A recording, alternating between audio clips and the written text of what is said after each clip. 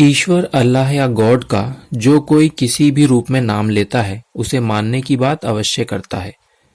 उसे मानने वालों के बीच जिस बात में मतभेद है वो ये है कि उसको मानने का सही अर्थ क्या है।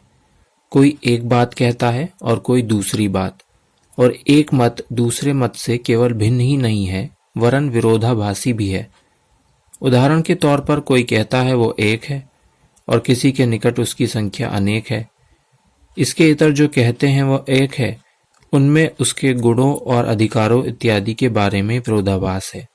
क्या इसका कोई समाधान है?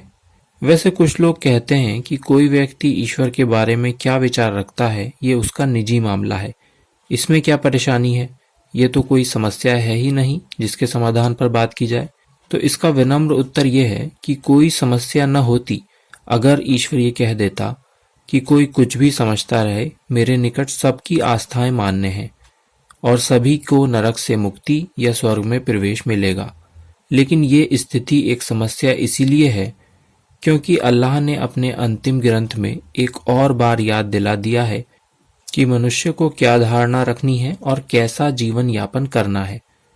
कुरान में एक सिद्धांत बताया गया, जिसने ईशदूत की आज्ञा का पालन किया उसने अल्लाह की आज्ञा का पालन किया।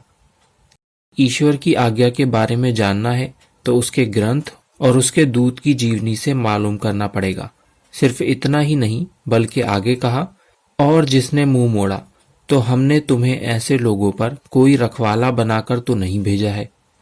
पैगंबर की बात से मुंह मोड़ने वाले लोगों के अभिभावक पैगंबर नहीं होंगे, और ये बात तो स्वयं स्पष्ट है कि ईशदूत जिनके अभिभावक न हों तो उनको किस आधार पर ईश्वर से बैकुंठ में स्थान मिल सकेगा।